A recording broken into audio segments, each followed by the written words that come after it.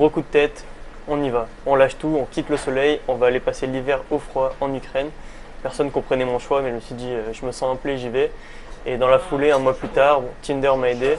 Et un mois plus tard, dans cette petite ville où j'habitais, Irpin, j'ai rencontré une femme qui, de fil en aiguille, est devenue... Tinder t'a aidé, d'accord. T'as rencontré ta copine sur Tinder. Ouais, bah, Tinder ça marche. Il y a beaucoup d'hommes français qui ne se reconnaissent plus dans la gente féminine française. Et on arrive à se reconnecter finalement aux femmes ukrainiennes parce qu'elles sont plus aimantes. J'ai apporté 3 choses dans mon sac. T'as juste à choisir ce qui te manque de la France et je te le pose sur la table là. Je sais pas presque à quoi je pense, c'est une baguette de pain. Mais... Une baguette, d'accord. Je vais te mettre ça après, une baguette de pain. Qu'est-ce que tu voulais encore de choses qui te manquent de France? Qu'est-ce qui manque de la France? T'as choisi ce pays pour les femmes. Arrête tes conneries, on va pas se la... Hein. Il y a les femmes, il y a les paysages, il n'y a pas que les femmes. Tu vois, parce que les gens ils viennent à Kiev et disent il y a les femmes. Il y a les femmes, mais aussi, ce qu'il faut savoir, c'est qu'en Ukraine, il y a le désert, personne ne le sait. Il y a un désert de sable, il y a un désert de sel, personne ne le sait. Il y a l'équivalent de la mer morte aussi en Ukraine, personne ne le sait. Doma et Kvaltier, chut stoit. En gros, je dis que les femmes sont très belles et que les appartements sont pas chers. Sur la route, je m'amuse à dépasser les radars à 200 à l'heure parce que ça me fait marrer de payer des amendes de 5 euros. Tu vois? Ah bon? Par contre, si je rentre à Nice, je serai pas serein.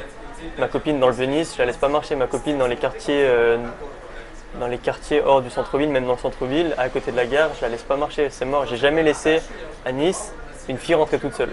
Impossible. À Kiev, tu es tranquille. Tu prends le métro, il n'y a aucun problème. C'est-à-dire que rien qu'en Ukraine, il y a 2 millions de femmes en plus que d'hommes.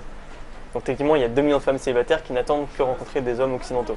Ce que je veux pour les hommes, c'est qu'il se passe la même chose. Au lieu de courir après les femmes, c'est les femmes qui courent après nous. Alors donc du coup, tu fais quoi ici? Parce qu'il faut bien avoir une activité, il faut bien vivre, il faut bien manger. Tu as une fille, il faut bien la nourrir. Tu fais quoi ici? C'est quoi ton activité principale? Bah maintenant, je m'occupe de ma fille. Mais également, comme je te le disais, j'organise des séminaires, j'organise des voyages ici, des événements pour les francophones, les hommes francophones principalement. Donc je réunis des femmes ukrainiennes ou des femmes slaves, des femmes de l'Est avec des hommes occidentaux.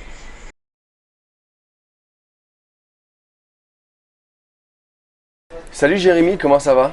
Salut Matt, comment ça va? Bah écoute, ça va super bien. Dis-moi, on est où là? On est à Kiev, sur le boulevard Khreshchatyk, c'est l'avenue des Champs-Élysées ukrainienne. Eh, ça claque, hein, Kiev, ça déchire. Hein. Ça claque, on est en plein hiver, ça caille un peu mais ça claque. Ça déchire. Dis-moi, tu venais de où en France? Je viens de Nice, je suis un pur niçois. Ah, la classe, La Nice. classe, la classe. Pas mal ça. Bah, à tel point que les gens comprennent pas qu'est-ce que je fous ici en Ukraine alors que je viens pour eux dans des plus beaux endroits du monde. Quoi. Ce qui est vrai, hein, c'est magnifique Nice. Et du coup, t'es né à Nice? T'as grandi à Nice? T'as fait tes études à Nice? Je suis né à Agen, Ah, t'es né à Agen? la ville des pruneaux. D'accord. Et puis, T'aimes bien les pruneaux alors? Ouais. J'aime les pruneaux à l'Armagnac. D'accord, à l'Armagnac. Et après, ouais, grandi à Nice, au lycée de la Montagne. Au lycée de la Montagne, d'accord. Tu as un petit concours à passer à un de tes professeurs, non? S'il te voit? Un petit. Du coup, quoi, Un professeur que t'aimais pas? Il y avait un professeur que t'aimais pas? Moi, c'est surtout les profs qui m'aimaient pas.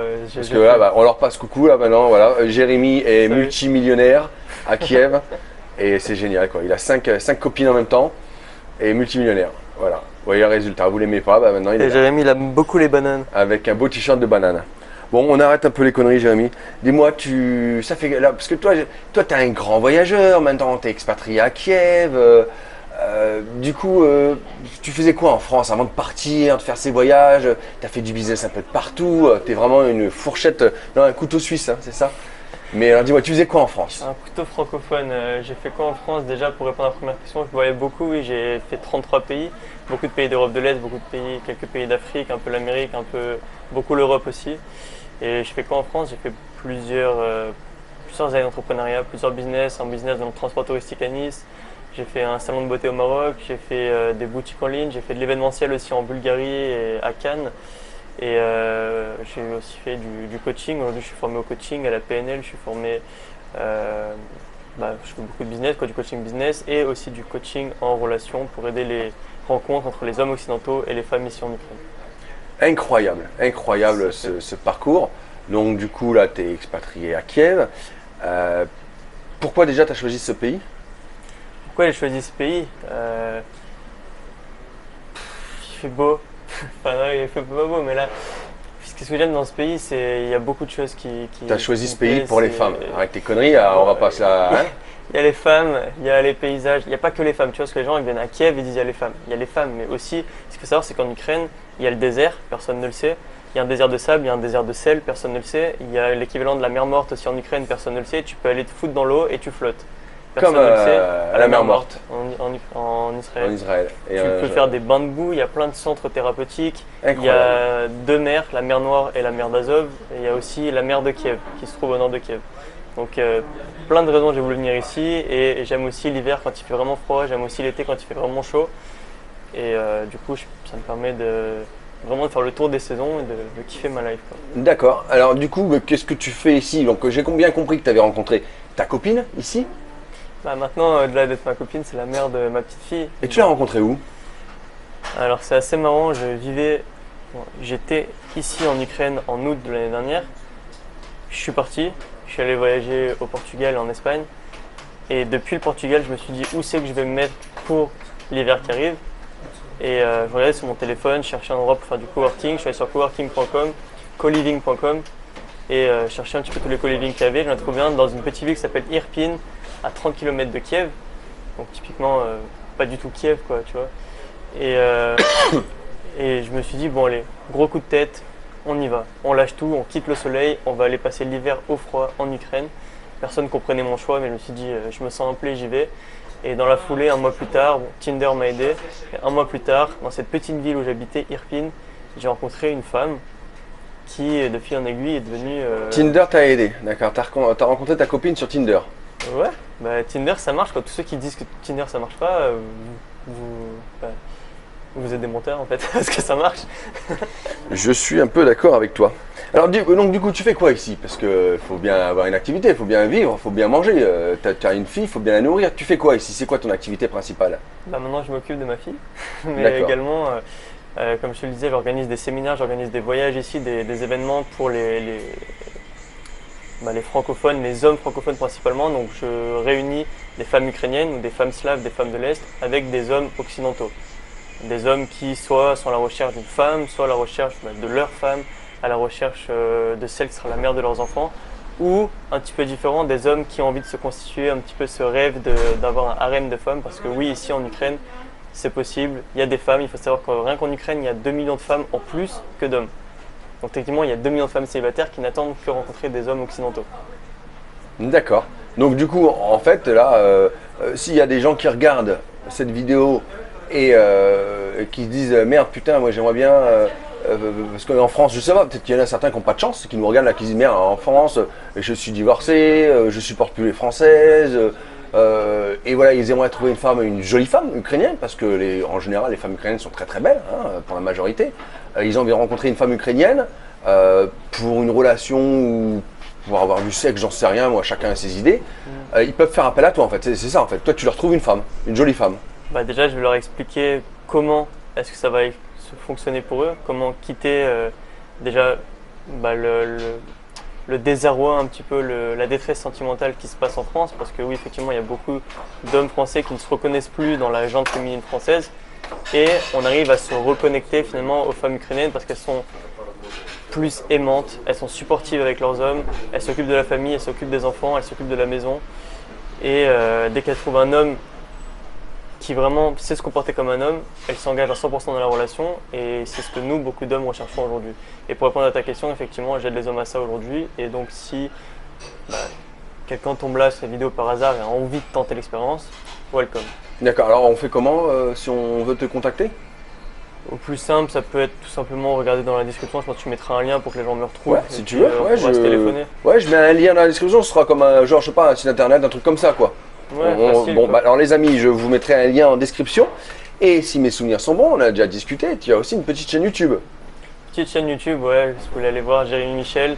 Jérémy Michel. Jérémy Michel, mon nom, mon prénom, et puis mon concept c'est le bachelor de l'Est. Donc comme un bachelor, je pense que tout le monde connaît le fameux bachelor à la télé où l'homme avec sa rose est entouré de femmes qui se battent pour lui. Ce que je veux pour les hommes, c'est qu'il se passe la même chose. Au lieu de courir après les femmes, c'est les femmes qui courent après nous. Tout à fait. Le bachelor de l'Est. Je suis entièrement d'accord avec toi. Bon, très bien. Dis-moi, tu as quel visa ici? S'il y a des gens qui veulent s'expatrier, qui veulent venir ici. Le visa ici en Ukraine, c'est le visa D. Moi, j'ai une situation un peu particulière parce qu'entre-temps, je suis devenu papa. Donc, c'est un petit peu différent ma situation. Tu as un visa plus facilement, on va dire. La situation est différente. Je ne suis pas allé jusqu'au fait de faire le visa parce que j'ai dû rester en Ukraine pour avoir mon bébé. Enfin, pour pas laisser en plan ma femme, quoi, tout simplement. Donc je suis resté en Ukraine pour m'occuper de ma famille.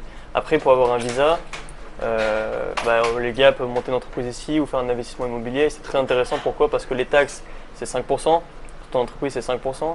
Et tu as des rendements immobiliers aussi qui montent facilement au-delà des 15%. Donc dès lors que vous avez envie d'expatrier votre business ou des investissements immobiliers, vous pouvez facilement avoir un visa. D'accord, très bien.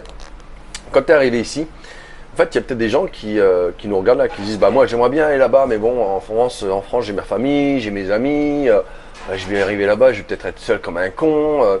Comment elle a été ton intégration quand tu es arrivé en Ukraine pour l'expatriation? Est-ce que tu as été intégré? Est-ce que tu t'es fait des amis? Déjà, moi j'ai fait un choix assez fou parce que je suis parti en Ukraine tout seul alors que je savais que j'aurais pu aller dans plein d'autres pays où j'aurais été accueilli par du monde. Typiquement, ça aurait pu être l'Estonie, ça aurait pu être la Bulgarie, ça aurait pu être même en Israël. Je sais qu'il y avait plein d'endroits où je pouvais être accueilli par du monde et j'ai décidé d'aller en Ukraine tout seul. Donc l'intégration, ça a été arriver dans un pays où on ne parle pas ma langue, d'aller dans un pays où il faut faire des efforts. Ça a été toute ma vie, ça faire des efforts en Géorgie, en Égypte, au Togo, faire des efforts pour m'intégrer. Cela dit, aujourd'hui j'ai créé moi-même ma communauté, j'ai ramené des mecs, j'ai ramené des nanas.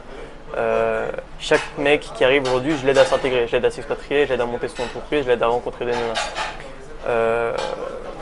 Donc l'idéal c'est quand même d'apprendre un minimum les bases du russe, d'apprendre un minimum comment séduire les femmes ukrainiennes, savoir pourquoi leur offrir des fleurs, quand leur offrir des fleurs, quelles fleurs leur offrir. D'accord, et puis pour se faire des amis, après il y a quand même un groupe français qui s'appelle les Français de Kiev, je crois. Voilà, et on peut faire aussi des rencontres moi, là-bas. Moi j'ai aussi une communauté de businessmen sur Kiev, donc ça fait la différence. D'accord. Comment tu gardes contact avec tes proches? Comment je garde contact avec mes proches? Là, j'ai très envie c'est ce qui pourrait arriver bientôt, que mon frère, mon père, ma mère ou quelques amis viennent me voir ici sur Kiev pour rencontrer mon bébé et ma femme. Sinon, aujourd'hui, il y a les visioconférences. Moi, pour l'instant, je ne suis pas encore rentré en France. Je suis très bien en Ukraine. Je suis plus très attiré par la France aujourd'hui, je dois l'avouer. Par contre, oui, ma famille, on a un bel appart avec une chambre de libre, ils peuvent venir et puis. D'accord, puis sinon après il y a quoi? Il y a WhatsApp, il y a Skype, il y a tout ça. Classique quoi. Hein? Classique. Tiens, parle-nous un petit peu des logements, s'il y a des gens qui veulent venir s'expatrier là, ou même des gens qui sont déjà là. Trouver un logement, le prix des loyers, est-ce qu'il faut une caution? Est-ce que tu as un site à nous conseiller, quelque chose? Un site, si vous baragouinez le russe, vous pouvez aller voir sur OLX, vous aurez les meilleures offres là-dessus. En revanche, vous pouvez passer par Airbnb classique ou principalement Airbnb, si c'est pour du court terme. Ce qu'il faut savoir, c'est que le marché de l'immobilier à Kiev, il n'est pas tout à fait mûr, ce qui fait que les offres ne sont pas forcément les meilleures. Par contre, en Ukraine, de manière générale, vous pouvez trouver des offres assez incroyables en allant à Odessa. Moi, je sais que j'ai un pote qui a un 40 mètres carrés, il le paye 140 euros par mois. D'accord, d'accord. Ce qui est rien. Donc même à Kiev, c'est quand même assez, c'est pas très très cher non plus quoi, l'immobilier. À Kiev, en fait c'est toujours pareil, ça dépend de ce que tu es prêt à faire. Si tu veux un truc dans l'hypercentre, dans un super building, tu vas payer le tarif, parce que c'est une capitale européenne. Par contre, tu peux toujours avoir un loyer à 300 balles dans un endroit correct, tu peux avoir une colocation dans un endroit très correct à même pas 100 balles, c'est aussi très possible. Et ce qui est très intéressant aussi en Ukraine que tu n'as pas ailleurs, c'est que tu peux aller à la campagne et vivre pour 10 euros par jour, ou tu peux t'acheter une maison à la campagne qui va te coûter 3000 balles. Et tu as une vraie maison à 3000 euros. D'accord, il faut des cautions, quelque chose comme ça, non? Qu'est-ce qu'ils demandent les propriétaires si on veut louer pendant un an là? S'il y a quelqu'un qui nous écoute et qui veut louer un appartement pendant un an. Un mois de loyer quoi. Un mois de loyer, d'accord. De toute façon, ils se prennent pas trop la tête ici. Ah non, ici c'est très simple, tu as ton appart, il te plaît, dans la journée tu peux l'emménager. Très bien, dis-moi tout à l'heure, tu parlais justement d'un site internet où c'était marqué en russe. Toi, tu disais, ouais, si Baragouine, comment il est ton niveau je sais pas si tu parles ukrainien ou russe à la maison, vous parlez russe à la maison, je suppose? Я говорю чуть-чуть по-русски. Ouais, ça veut dire quoi ça? Je parle un peu russe. Tu parles un peu russe, très bien. Justement, c'est très bien, on va te tester un peu. Tu vas nous parler rapidement en 30 secondes, et après tu le feras aussi en français, du coût de la vie à Kiev, en Ukraine. Voilà, tu nous expliques ça 30 secondes en russe, rapidement, juste pour rire, en fait, c'est juste pour rire. Et après, hop, comme on va rien comprendre, Et bien après tu Je l'expliques peux en dire ce que français. je veux, alors je peux le raconter en turc comme toi. Qu'est-ce que je peux vous dire Женщины красивые на Киев и квартира дома и квартира чуть-чуть стоит. En gros, je dis que les femmes sont très belles et que les appartements sont pas chers. Ah d'accord, c'est ça le coût de la vie? Ah tu veux dire, ah, là je te parlais, tu es en train de me dire que le coût de la vie, les filles, c'est pas cher, il faut les payer, Non, c'est pas je cher. dis les femmes sont belles et les appartements sont pas chers. D'accord. Je dis ce qui me Ouais, passait ouais, par la si tête. tu t'as dit ce que tu savais un petit peu, mais c'est déjà bien, bravo. Bravo. Et du coup, le coût de la vie, c'est quoi ici? Le taxi, est-ce que c'est Bah, le coût- cher? les taxis, Les restaurants, est-ce que c'est cher? Les taxis, le restaurant, typiquement un café ça va vous coûter 50-70 centimes. Une bière, si on sort de Kiev, ça va coûter entre 50 centimes et 1 euro. À Kiev, ça va être 2 euros la bière, une vraie pinte, une bonne pinte. Le restaurant, on peut se démerder à 6 euros tout seul. Et si vous invitez votre nana au resto, 12, 15 euros, 20 euros si vous mettez vraiment super bien, quoi. Je suis allé dans un très bon resto il y a quelques jours avec elle, on a pris 2 bons cocktails avec 2 bons plats. D'ailleurs, j'ai mangé un plat, je ne sais même pas si je devrais le dire, c'était des testicules de taureau. Ah merde. J'ai jamais mangé ça de ma vie, mais il fallait tester parce que c'était la spécialité du restaurant. Ah le pauvre. Et là du coup, il a plus de il a plus de couilles, lui, il a plus de Il en a testicules. plus, il en a plus. Putain, c'est. Et c'était assez spécial. C'est un organe, quoi, donc ça n'a pas le goût de viande classique. Incroyable. Et c'était un très bon resto, très chic. Et vraiment, en se mettant bien, ça n'a pas dépassé les 20 balles, quoi. Et du coup, dis-moi, tu te sens plus en sécurité ici à Kiev ou bien à Nice où tu habitais? Là, la réponse, elle est sans équivoque. Je me sens absolument en sécurité ici à Kiev. Je n'ai aucun doute pour ma femme, pour ma copine qui peut sortir ici à Kiev avec mon bébé. Par contre, si je rentre à Nice, je ne serai pas serein.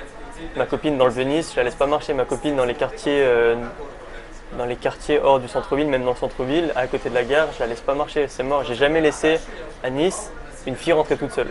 Impossible. À Kiev, tu es tranquille. Tu prends le métro, il n'y a aucun problème.